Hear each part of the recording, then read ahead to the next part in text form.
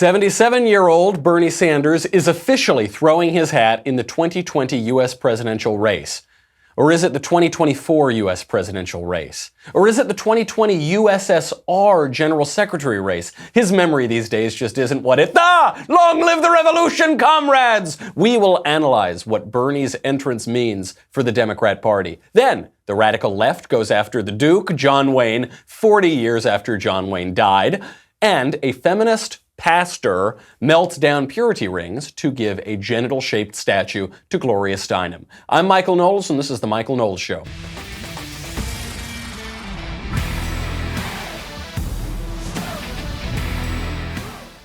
Lots to get to today, but first, let's make a little money, honey, with Movement. You know, it's that time. It's that time to talk about my favorite watch.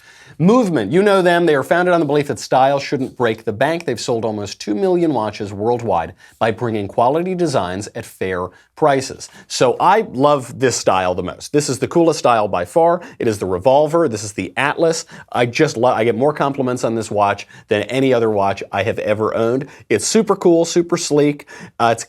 It's like a retro kind of case on it, but a very modern, sleek, minimalist design. It just looks great. These guys really know what they're doing. They now have a mechanical watch, the Arc line, which is super cool. So if you're like a real watch fiend and you like the inner workings of watches, that's an automatic Movement watch. Really cool at a great price. Movement watches are all about looking good while keeping it simple. This is a crowd-funded startup. It was started by college dropouts. Now they've sold watches in over 160 countries. They start at just $95. You're looking at $400 to $500 if you were to buy this in a traditional department store, but these guys take it right to you. Clean design, minimal, really quality products. Get 15% off today with free shipping and free returns by going to mvmt.com/covfefe, C-O-V-F-E-F-E. Movement's launching new styles on their site all the time. Check out their latest at mvmt.com/covfefe, C-O-V-F-E-F-E. Join the movement. We knew this was inevitable. Bernie Sanders has entered the 2020 presidential race. This is a wonderful day. I can't wait. One of the most colorful, Bolshevik, totalitarian characters of the 2016 race. He's now back in for 2020. He's even older. He's even crazier. Here is Bernie Sanders announcing through a big Twitter-based video ad his race for the presidency. Real change never takes place from the top on down, but always from the bottom on up. Bernie Sanders' healthcare for all idea is gaining steam. Free tuition. Free college tuition. Free tuition champion, Senator Bernie Sanders. Bernie Sanders added, the greatest threat to national security is climate change. The future of our planet is at stake. Sanders taking on Amazon. Bernie Sanders has been consistent hammering about income inequality. Nobody in America works 40 hours a week, should be living in poverty. So our economy is rigged. We have a campaign finance system which is corrupt. Sanders leading the charge to stop war against Yemen. The first time ever the Senate has voted to end an unauthorized war. The fight against injustice has been the work of his life. The work of his life. Now, actually, there's been very little work in Bernie Sanders' life because he's never held a job in the private sector. Bernie Sanders has worked for the government since 1981. And even before that, he was kind of bumbling around, occasionally holding a job here or there. He was mostly a professional activist. This guy, as much as one can in life make it without ever holding a job, Bernie Sanders has never held a job. So there isn't very much work to his life. And by the way, he's worked most of his life in the government. I actually don't even attack that per se. Look, plenty of people have done plenty of good work in the government. Winston Churchill spent most of his life working for the government, and he did a lot of good work. The trouble is that Bernie Sanders has not only not accomplished anything in the private sector, he has also not accomplished anything in the public sector. He has never accomplished anything. He has been in the government since 1981. He's almost been in the government now for 40 years. What does he have to show for it? The closest thing that he can list as an accomplishment in 40 years of government service is that he voted to end some of our support for the Saudi Arabian war in Yemen. which, by the way, didn't work. So the thing he's referring to, you probably never even heard of this story because it's a nothing story. Bernie Sanders voted to invoke the War Powers Act of 1973 to cut off the ability of the White House to give military aid to Saudi Arabia for their war in Yemen. Then the House didn't vote on that, and then it went nowhere.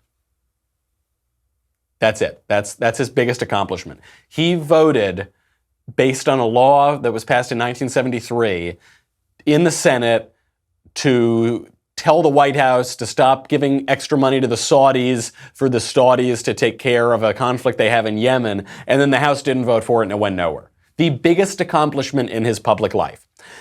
Otherwise, what else does this tell us? It checks all of the boxes. Obviously, he harps on climate change or global warming or global cooling or whatever euphemism you want to use for it. This is essential. This is going to separate the wheat from the chaff in the Democrat primary. It is not possible to run for president as a Democrat in 2020 without centering your campaign on climate change. This is for a couple of reasons. One, it's the left's religion.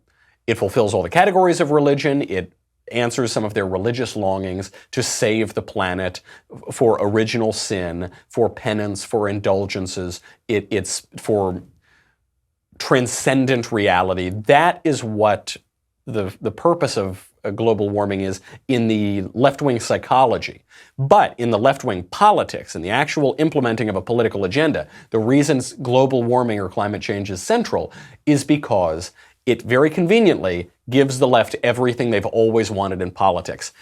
Collectivist economics, nationalization of various industries, massive expansion of the federal government, massive diminishment of individuals' rights in America, a basic overturning of our political tradition and our democratic republic, a far greater expansion of government power and bureaucratic power over the rights of state governments, local governments, and individuals and the family. This is what they want, so that's what he's going to focus on. Okay, that's fine.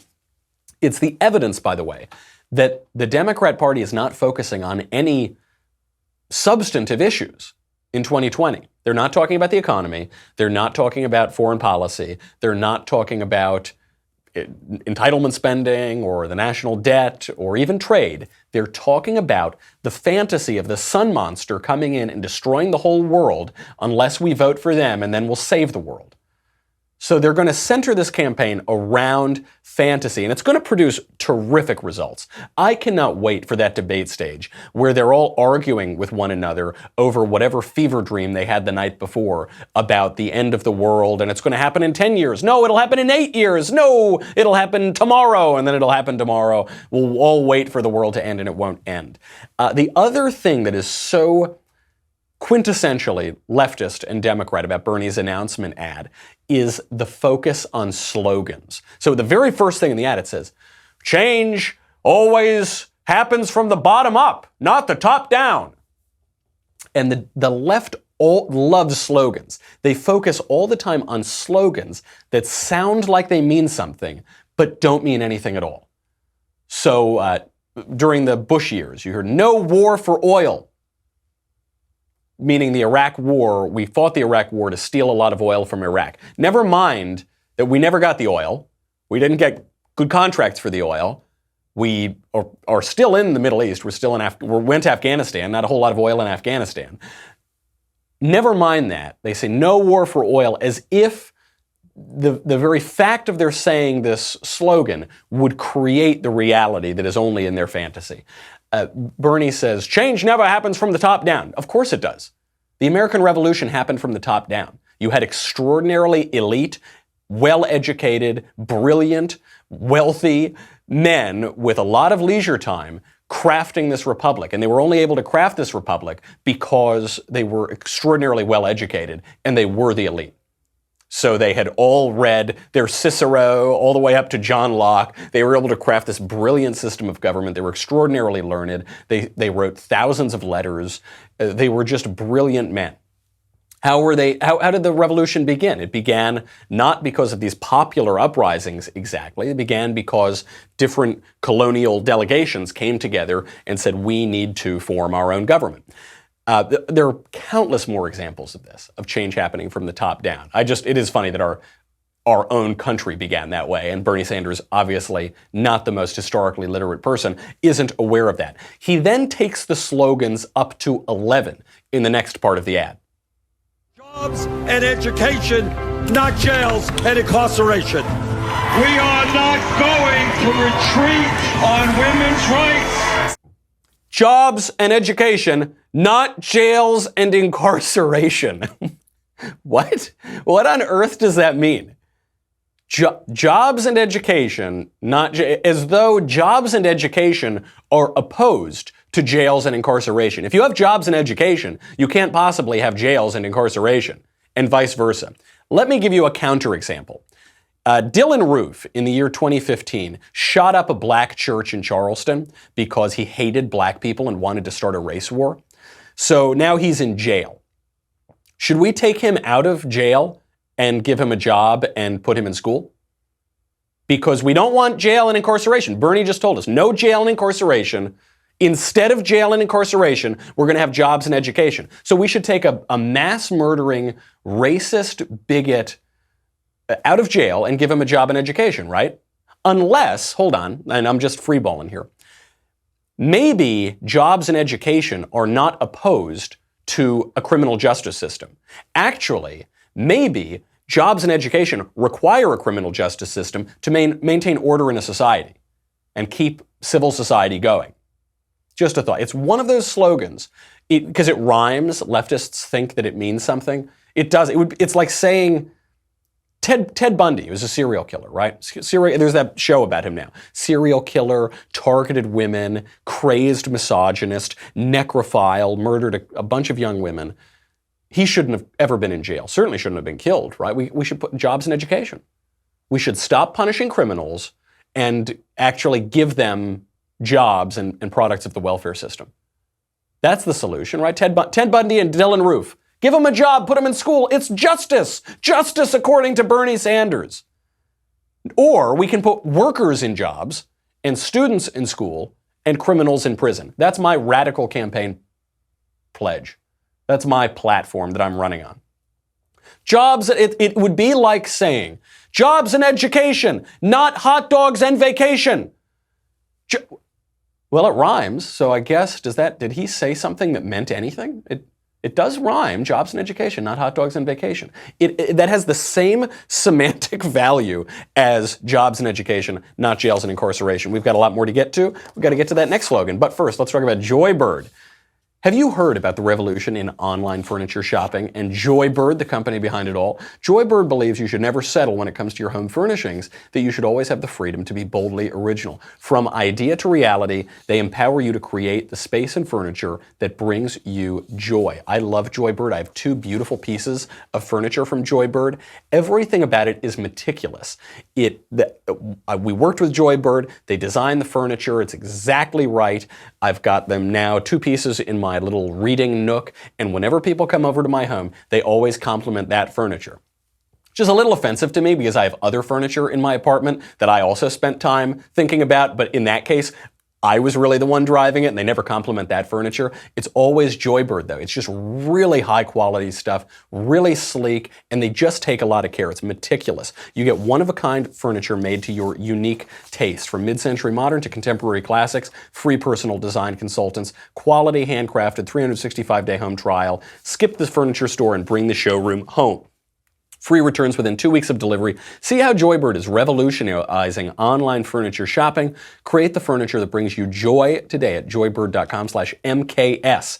Joybird.com/MKS. Receive an exclusive offer for 25% off your first order using the code MKS. So Bernie has another slogan. He says, we're not going to retreat on women's rights. Sanders pushing a bold what does agenda that mean? that includes protecting doctors. We're not going to retreat on women's rights mean? What he's talking about is abortion. He's saying we're not going to retreat on killing babies. Now, he has to use the euphemism women's rights. Now, it's obviously not rights for the 500,000 baby girls that are killed every year in the womb. What happened to their women's rights? None. Nothing. He refuses to protect those. If the way that you know that the left is missing the mark, the way that they know that they're misleading you, the way that you know that they're trying to deceive you, is they always use euphemisms. And sometimes they have them rhyme, sometimes they're in slogans, but it's those euphemisms. We're not going to retreat on women's rights. How about we advance the rights of the 500,000 baby girls who are killed in the womb each year? Bernie Sanders can't talk about that. And then, after he's talking about how we have to kill a lot of babies, he then goes back and says that we have to stop this awful, inhumane child detainment policy of the Trump administration. Sanders pushing a bold agenda that includes protecting DACA recipients and comprehensive immigration reform. You don't rip little children away from the arms of their mother. What you do is you rip them out of the womb, and then you leave them on the table while the doctor and the mother talk about what they want to do with the kid, and then you kill it. I was just talking to Virginia Governor Ralph Northam, and he told me you do not rip the babies out of their mother's arms. You rip them out of the womb. He didn't put that part, got left on the cutting room floor of Bernie Sanders' ad. This on the babies, the little kids at the border, this is a boilerplate Democrat talking point. Don't separate the kids from their parents or the coyote random adults that are carrying them and trafficking them across the border who are not related to the kids at all. Psst, don't talk about that one. Even Bernie Sanders won't go all the way on this point. He says it's terrible to rip the kids from their parents' arms.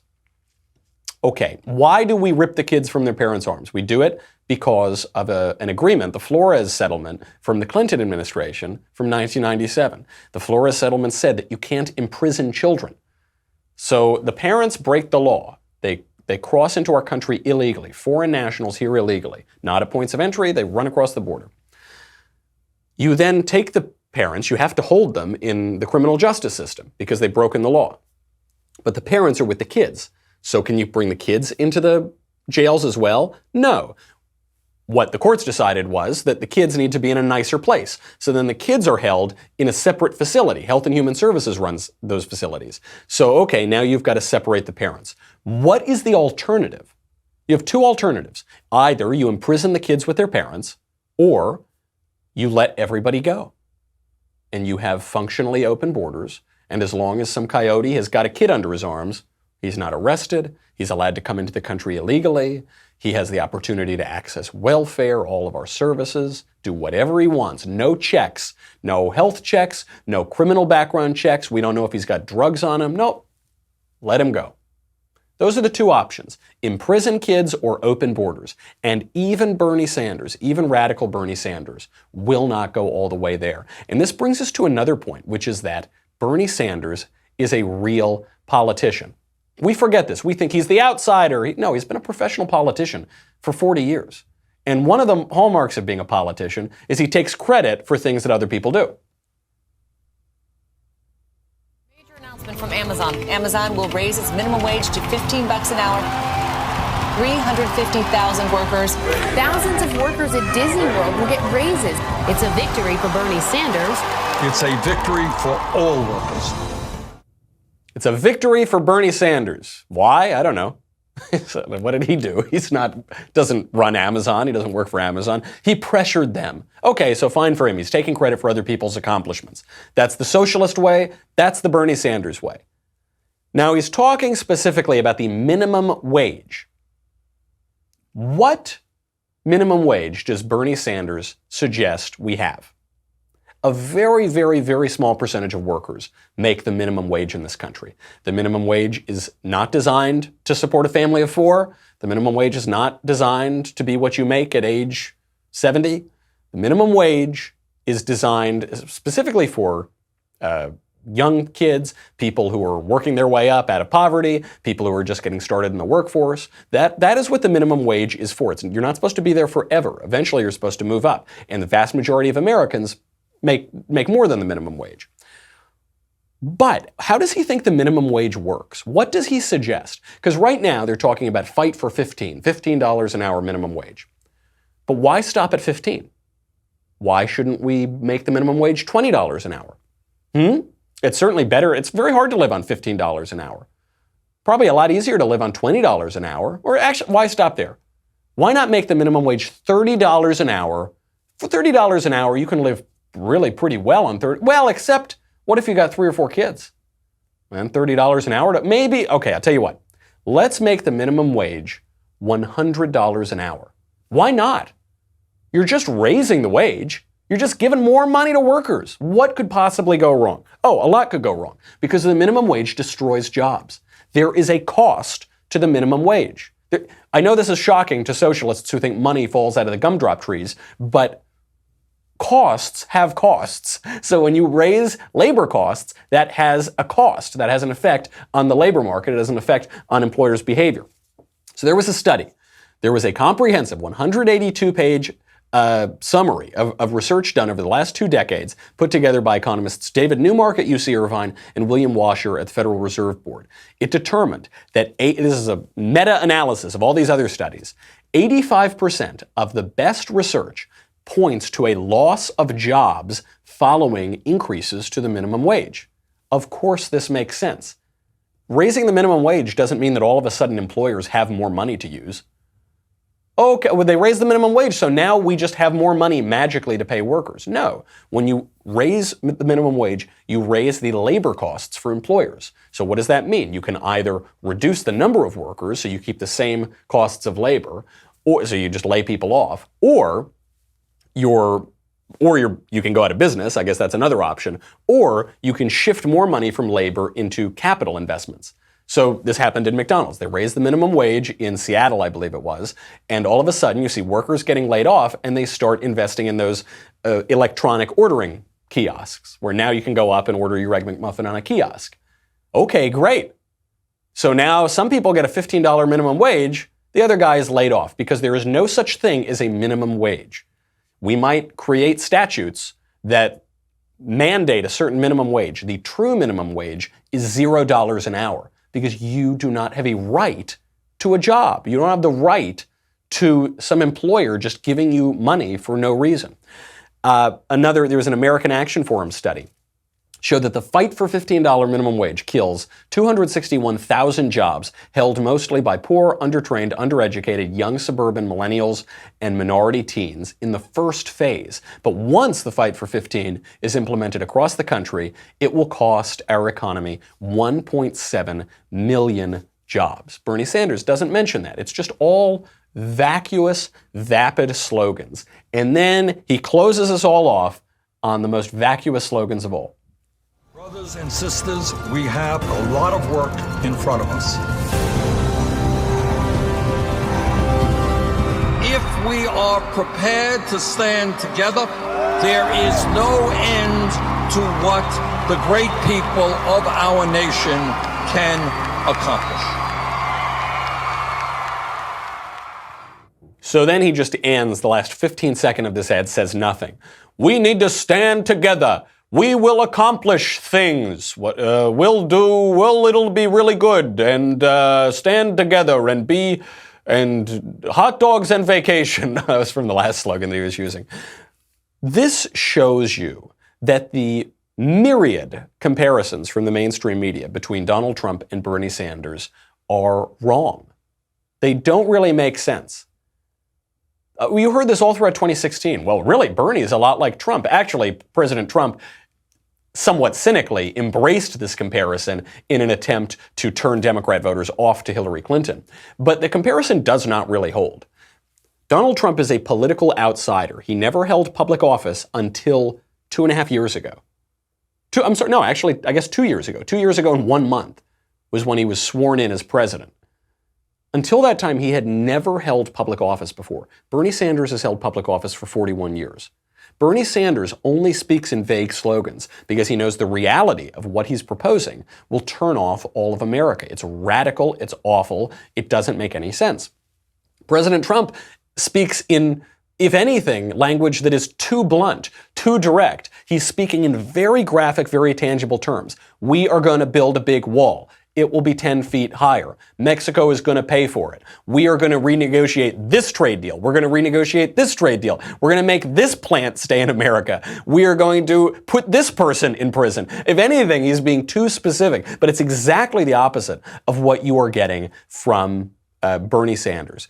I am personally offended by the comparisons of Bernie Sanders, this ridiculous, old socialist coot who has never accomplished a thing in his life to President Trump, who's been highly effective and is far more honest with voters. Can Bernie go anywhere? Polling suggests he can. He's always ranked in the top 3 contenders in terms of possible Democrat nominees. The trouble is that those polls at the moment are mostly based on name identification. So people know his name because he made it pretty far in 2016. That is going to change necessarily as people like Kamala Harris, Spartacus, Hiawatha, Klobuchar, as these people gain greater name recognition, Bernie is going to decrease. He's also 77 years old. He's just very, very old to be running for president. That means it's 2019. He'll be inaugurated at the age of 78. He'll be 82 by the end of his first term. If he serves 2 terms, he'd be 86 by the end of his second term. It's very, very old. The way you know it's probably not going to go very far, he's already gotten Me Too'd. So I don't think Bernie Sanders is like a groper. I did see a pretty gross video of him singing communist songs in Russia shirtless. That was the most I've ever been sexually harassed by Bernie Sanders. But he's been Me Too'd. There's been a pretty dirty campaign to accuse his staffers of sexually harassing people, basically trying to kick him out of the 2020 race that is populated by a lot of women. The other reason he's going to have trouble is there's no more Hillary Clinton to kick around anymore. Hillary Clinton was the best argument for Democrats to vote for Bernie Sanders. Hillary Clinton was a singularly despised woman, even by her own party. She's gone, and now you've got all these fresh-faced Democrat women who don't have the baggage of Hillary Clinton, and I think it's just going to kill him. Bernie Sanders, he might be a Bolshevik all the way, but he is an old, straight, white man. This is, for a party that has embraced identity politics and intersectionality, it's probably going to kill him. Speaking of older white men, we of course have Howard Schultz, but we've got to take a break. Then I will defend another very old white man, so old that he's been dead for 40 years, John Wayne. And if we have time, we'll get to the feminist pastor who melted down a bunch of purity rings to make a genital statue for Gloria Steinem. But it's almost time for our next episode of The Conversation, featuring little old me, Michael Knowles. Today at 7 p.m. Eastern, 4 p.m. Pacific, I will be taking all of your questions, every query that is burned in your hearts, and answering them live on air. Plus, Elisha Krauss will be there too. As always, this episode will be free for everyone to watch on Facebook and YouTube, but only subscribers can ask the questions. Once again, subscribe to get your questions answered by yours truly today at 7 p.m. Eastern, 4 p.m. Pacific, and join the conversation. If you're on Facebook and YouTube, go over to dailywire.com. $10 a month, $100 for an annual membership. You know what you get, all sorts of stuff. Me, The Andrew Klavan Show, The Ben Shapiro Show, The Matt Walsh Show, Questions in the Mailbag, that'll be coming up on Thursday. Questions in the Conversation, Questions Backstage, that's coming up soon too. Another Kingdom, you get everything, you get this. You get the Leftist Tears Tumbler. This is very good, and we will never see a feminist pastor melting this down to make genital-shaped statues for Gloria Steinem, because the Leftist Tears tumbler don't melt. Go to dailywire.com. We'll be right back with a lot more.